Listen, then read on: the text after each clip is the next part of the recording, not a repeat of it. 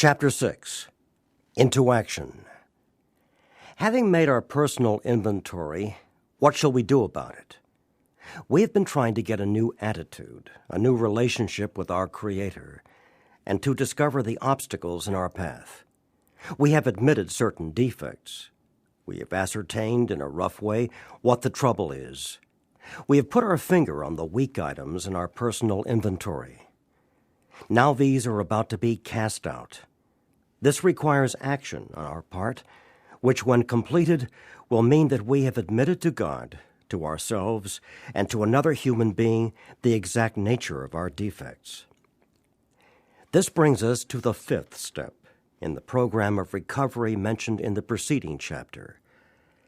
This is perhaps difficult, especially discussing our defects with another person. We think we have done well enough in admitting these things to ourselves.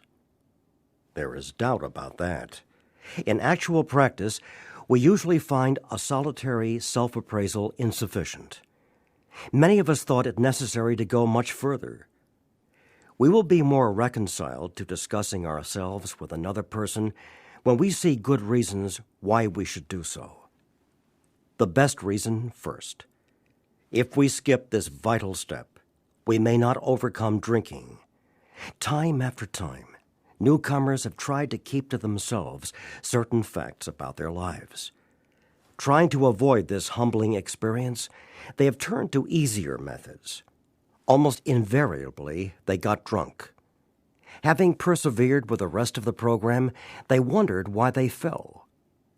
We think the reason is that they never completed their house cleaning. They took inventory, all right, but hung on to some of the worst items in stock. They only thought they had lost their egoism and fear. They only thought they had humbled themselves. But they had not learned enough of humility, fearlessness, and honesty in the sense we find it necessary, until they told someone else all their life story. More than most people, the alcoholic leads a double life. He is very much the actor. To the outer world he presents his stage character. This is the one he likes his fellows to see. He wants to enjoy a certain reputation, but knows in his heart he doesn't deserve it. The inconsistency is made worse by the things he does on his sprees. Coming to his senses, he is revolted at certain episodes he vaguely remembers. These memories are a nightmare. He trembles to think someone might have observed him. As fast as he can, he pushes these memories far inside himself. He hopes they will never see the light of day. He is under constant fear and tension. That makes for more drinking. Psychologists are inclined to agree with us. We have spent thousands of dollars for examinations. We know but few instances where we have given these doctors a fair break. We have seldom told them the whole truth, nor have we followed their advice. Unwilling to be honest with these sympathetic men, we were honest with no one else. Small wonder many in the medical profession have a low opinion of alcoholics and their chance for recovery. We must be entirely honest with somebody if we expect to live long or happily in this world. Rightly and naturally, we think well before we choose the person or persons with whom to take this intimate and confidential step. Those of us belonging to a religious denomination which requires confession must, and of course, will want to go to the properly appointed authority whose duty it is to receive it. Though we have no religious connection, we may still do well to talk with someone ordained by an established religion. We often find such a person quick to see and understand our problem. Of course, we sometimes encounter people who do not understand alcoholics. If we cannot, or would rather not do this, we search our acquaintance for a close-mouthed, understanding friend. Perhaps our doctor or psychologist will be the person. It may be one of our own family, but we cannot disclose anything to our wives or our parents which will hurt them and make them unhappy. We have no right to save our own skin at another person's expense. Such parts of our story we tell to someone who will understand, yet be unaffected. The rule is we must be hard on ourselves, but always considerate of others. Notwithstanding the great necessity for discussing ourselves with someone, it may be one is so situated that there is no suitable person available. If that is so, this step may be postponed. Only, however, if we hold ourselves in complete readiness to go through with it at the first opportunity. We say this because we are very anxious that we talk to the right person. It is important that he be able to keep a confidence, that he fully understand and approve what we are driving at, that he will not try to change our plan. But we must not use this as a mere excuse to postpone. When we decide who is to hear our story, we waste no time. We have a written inventory, and we are prepared for a long talk. We explain to our partner what we are about to do and why we have to do it. He should realize that we are engaged upon a life-and-death errand. Most people approached in this way will be glad to help. They will be honored by our confidence.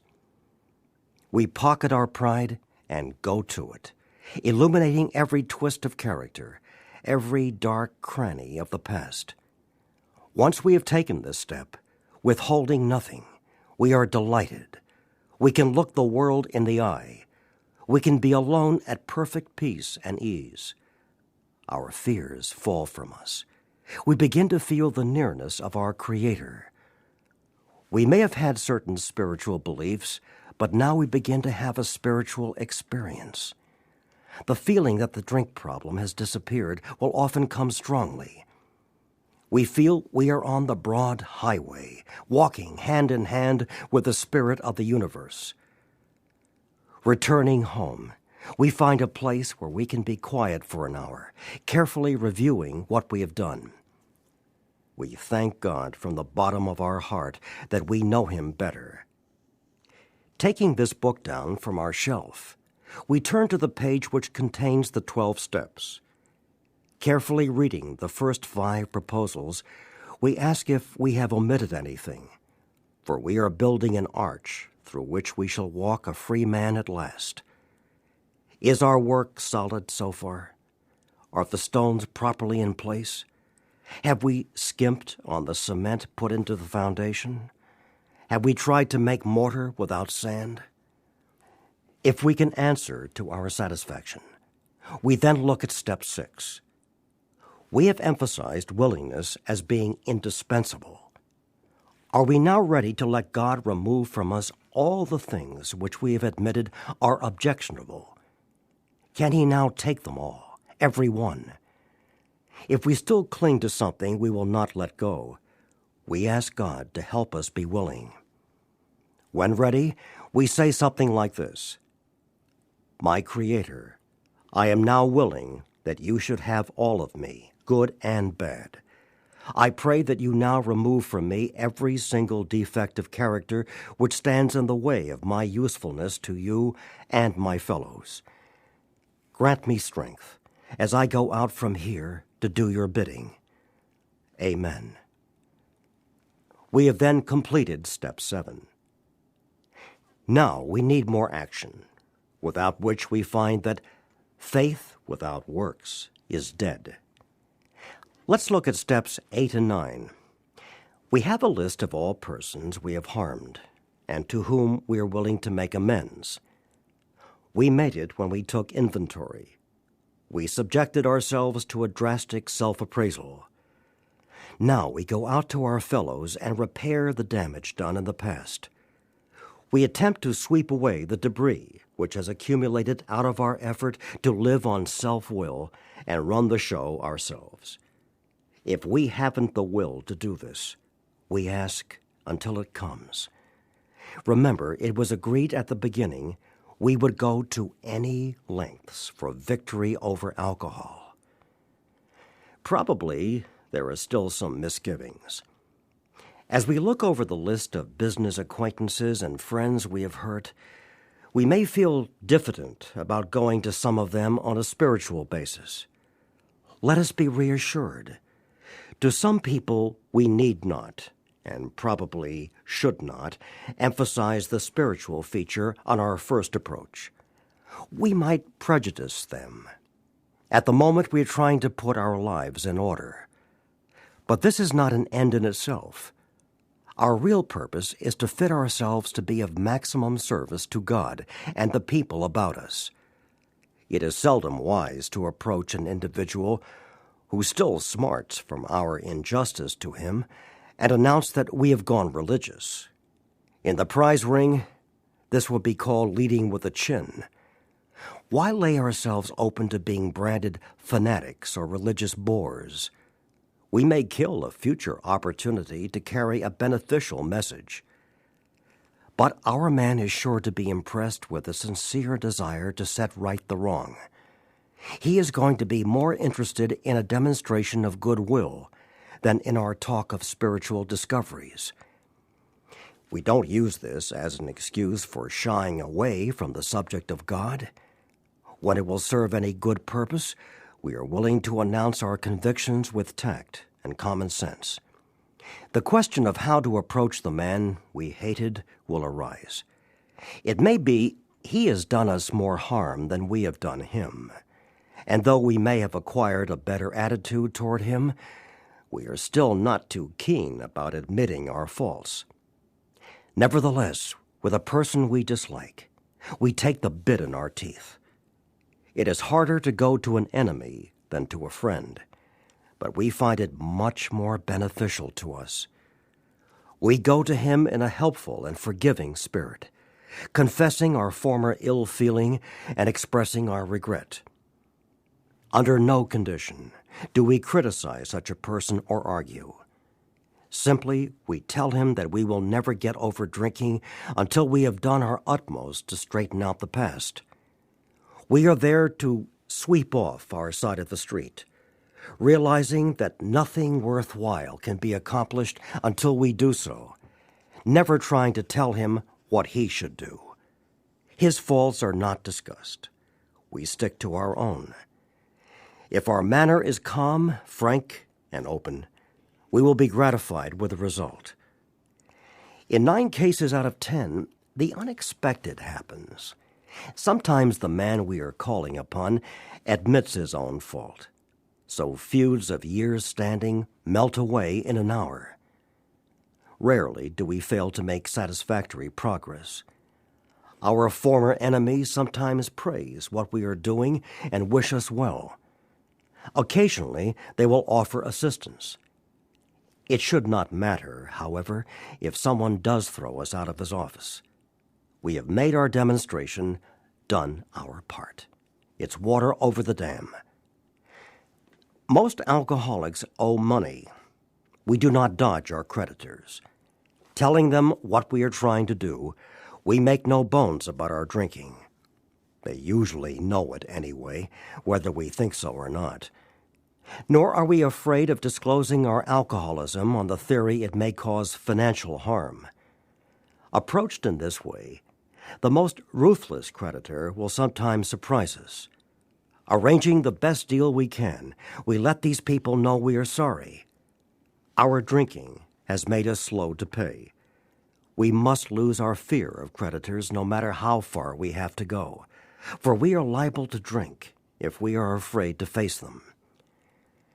Perhaps we have committed a criminal offense, which might land us in jail if it were known to the authorities.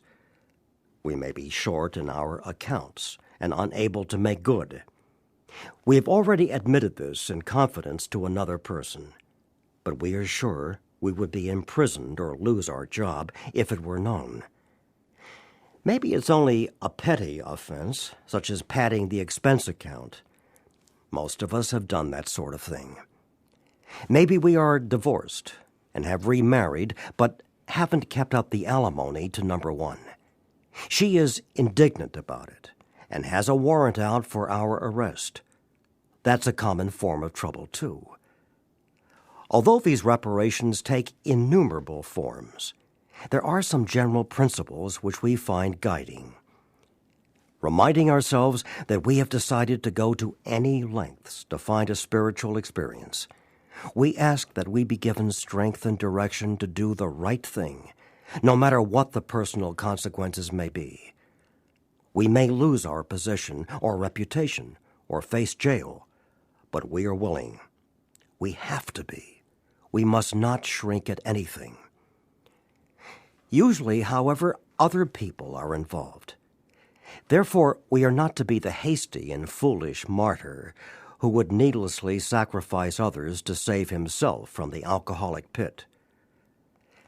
A man we know had remarried.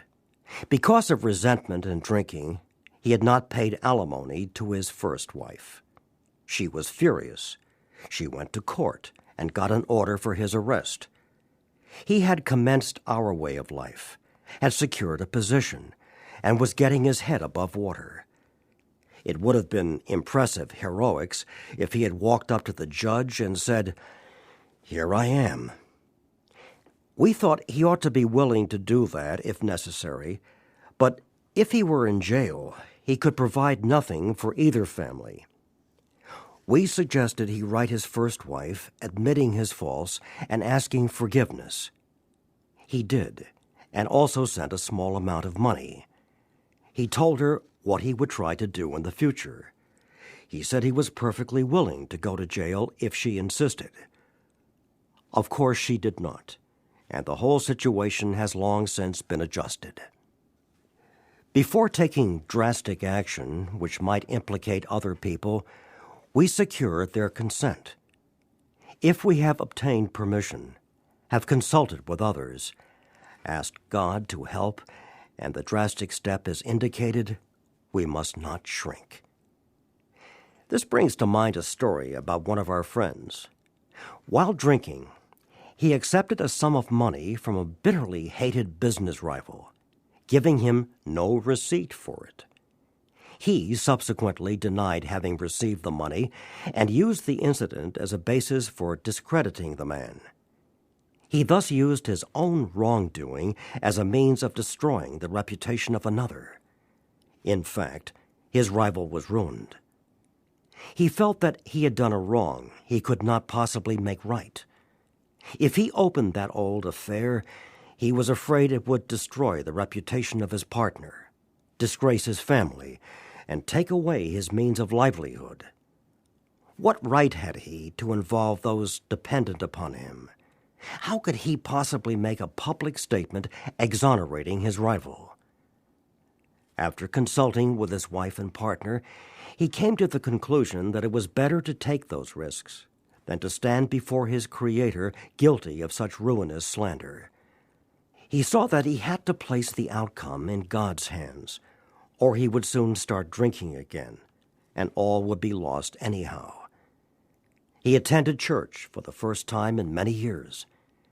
After the sermon, he quietly got up and made an explanation. His action met widespread approval, and today he is one of the most trusted citizens of his town. This all happened years ago. The chances are that we have domestic troubles. Perhaps we are mixed up with women in a fashion we wouldn't care to have advertised. We doubt if, in this respect, alcoholics are fundamentally much worse than other people. But drinking does complicate sex relations in the home. After a few years with an alcoholic, a wife gets worn out, resentful, and uncommunicative. How could she be anything else? The husband begins to feel lonely, sorry for himself. He commences to look around in the nightclubs, or their equivalent, for something besides liquor. Perhaps he is having a secret and exciting affair with the girl who understands. In fairness, we must say that she may understand. But what are we going to do about a thing like that? A man so involved often feels very remorseful at times, especially if he is married to a loyal and courageous girl who has literally gone through hell for him. Whatever the situation, we usually have to do something about it. If we are sure our wife does not know, should we tell her? Not always, we think. If she knows in a general way that we have been wild, should we tell her in detail? Undoubtedly, we should admit our fault. She may insist on knowing all the particulars. She will want to know who the woman is and where she is. We feel we ought to say to her that we have no right to involve another person. We are sorry for what we have done, and, God willing, it shall not be repeated. More than that we cannot do. We have no right to go further. Though there may be justifiable exceptions, and though we wish to lay down no rule of any sort, we have often found this is the best course to take. Our design for living is not a one-way street. It is as good for the wife as for the husband. If we can forget, so can she. It is better, however, that one does not needlessly name a person upon whom she can vent jealousy. Perhaps there are some cases where the utmost frankness is demanded. No outsider can appraise such an intimate situation.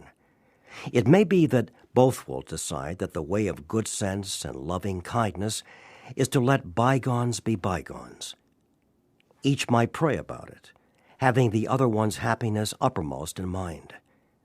Keep it always in sight that we are dealing with that most terrible human emotion, jealousy. Good generalship may decide that the problem be attacked on the flank rather than risk a face-to-face combat. If we have no such complication, there is plenty we should do at home. Sometimes we hear an alcoholic say that the only thing he needs to do is to keep sober.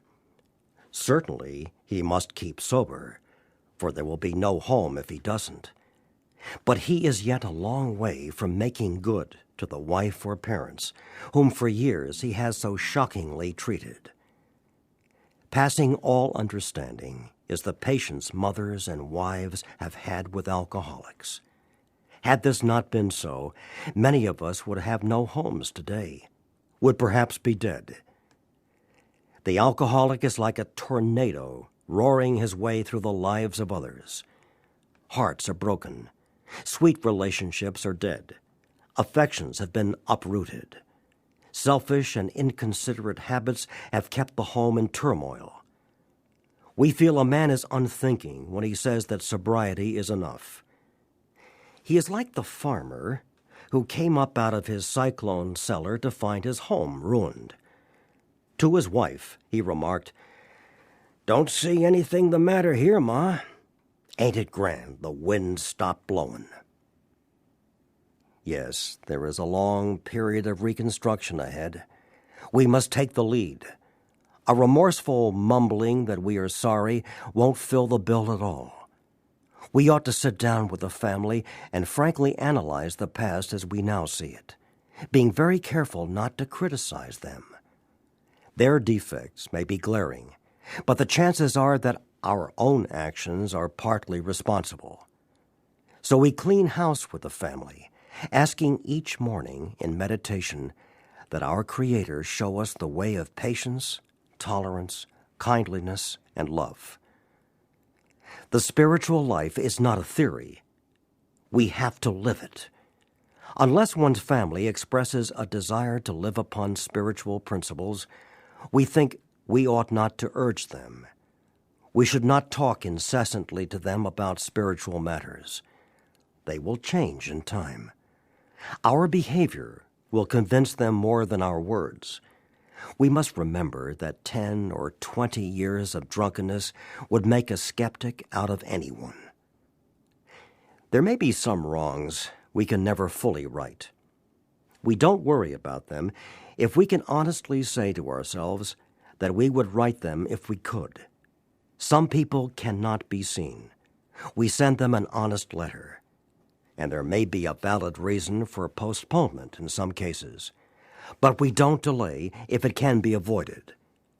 We should be sensible, tactful, considerate, and humble without being servile or scraping. As God's people, we stand on our feet. We don't crawl before anyone. If we are painstaking about this phase of our development, we will be amazed before we are halfway through. We are going to know a new freedom and a new happiness. We will not regret the past, nor wish to shut the door on it. We will comprehend the word serenity, and we will know peace. No matter how far down the scale we have gone, we will see how our experience can benefit others. That feeling of uselessness and self-pity will disappear. We will lose interest in selfish things and gain interest in our fellows. Self-seeking will slip away. Our whole attitude and outlook upon life will change. Fear of people and of economic insecurity will leave us. We will intuitively know how to handle situations which used to baffle us. We will suddenly realize that God is doing for us what we could not do for ourselves. Are these extravagant promises? We think not. They are being fulfilled among us, sometimes quickly, sometimes slowly. They will always materialize if we work for them. This thought brings us to step 10, which suggests we continue to take personal inventory and continue to set right any new mistakes as we go along.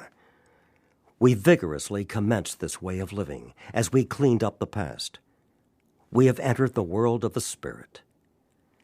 Our next function is to grow in understanding and effectiveness.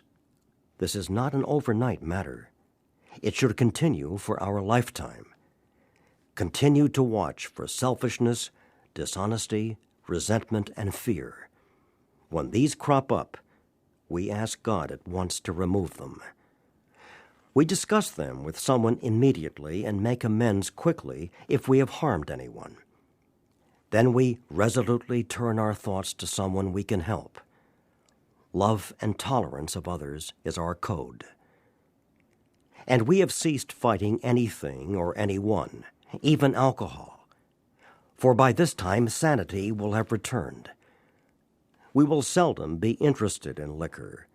If tempted, we recoil from it as from a hot flame. We react sanely and normally, and we will find that this has happened automatically. We will see that our new attitude toward liquor has been given us without any thought or effort on our part. It just comes. That is the miracle of it. We are not fighting it. Neither are we avoiding temptation. We feel as though we had been placed in a position of neutrality, safe and protected. We have not even sworn off. Instead, the problem has been removed. It does not exist for us. We are neither cocky nor are we afraid.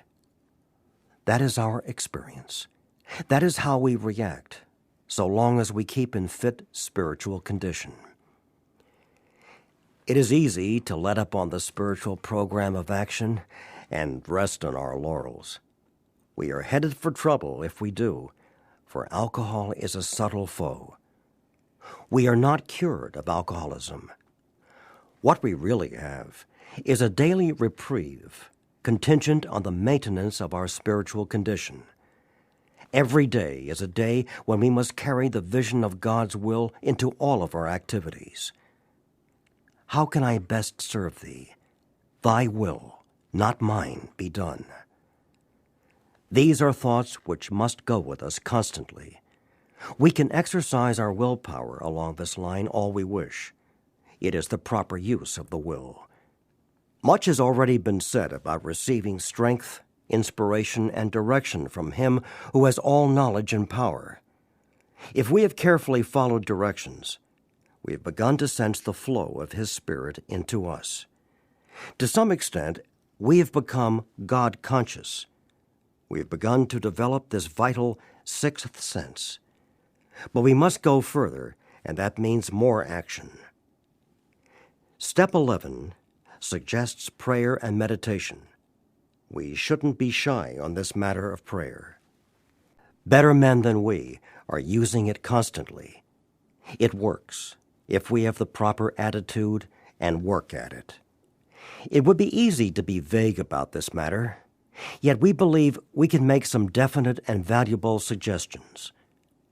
When we retire at night, we constructively review our day. Were we resentful, selfish, dishonest, or afraid? Do we owe an apology? Have we kept something to ourselves which should be discussed with another person at once? Were we kind and loving toward all? What could we have done better? Were we thinking of ourselves most of the time? Or were we thinking of what we could do for others, of what we could pack into the stream of life? But we must be careful not to drift into worry, remorse, or morbid reflection, for that would diminish our usefulness to others. After making our review, we ask God's forgiveness and inquire what corrective measures should be taken. On awakening, let us think about the 24 hours ahead. We consider our plans for the day. Before we begin, we ask God to direct our thinking, especially asking that it be divorced from self-pity, dishonest, or self-seeking motives. Under these conditions, we can employ our mental faculties with assurance, for after all, God gave us brains to use. Our thought life will be placed on a much higher plane when our thinking is cleared of wrong motives. In thinking about our day, we may face indecision. We may not be able to determine which course to take. Here we ask God for inspiration, an intuitive thought, or a decision. We relax and take it easy. We don't struggle. We are often surprised how the right answers come after we have tried this for a while. What used to be the hunch or the occasional inspiration gradually becomes a working part of the mind. Being still inexperienced and having just made conscious contact with God, it is not probable that we are going to be inspired at all times. We might pay for this presumption in all sorts of absurd actions and ideas. Nevertheless, we find that our thinking will, as time passes, be more and more on the plane of inspiration. We come to rely upon it. We usually conclude the period of meditation with a prayer that we be shown all through the day what our next step is to be, that we be given whatever we need to take care of such problems. We ask especially for freedom from self-will, and are careful to make no request for ourselves only. We may ask for ourselves, however, if others will be helped. We are careful never to pray for our own selfish ends. Many of us have wasted a lot of time doing that, and it doesn't work. You can easily see why. If circumstances warrant, we ask our wives or friends to join us in morning meditation. If we belong to a religious denomination which requires a definite morning devotion, we attend to that also. If not members of religious bodies, we sometimes select and memorize a few set prayers which emphasize the principles we have been discussing. There are many helpful books also. Suggestions about these may be obtained from one's priest, minister, or rabbi. Be quick to see where religious people are right. Make use of what they offer. As we go through the day, we pause, when agitated or doubtful, and ask for the right thought or action. We constantly remind ourselves we are no longer running the show, humbly saying to ourselves many times each day, "Thy will be done." We are then in much less danger of excitement, fear, anger, worry, self-pity, or foolish decisions. We become much more efficient. We do not tire so easily, for we are not burning up energy foolishly as we did when we were trying to arrange life to suit ourselves. It works. It really does. We alcoholics are undisciplined, so we let God discipline us in the simple way we have just outlined. But this is not all. There is action and more action. Faith without works is dead. The next chapter is entirely devoted to step 12.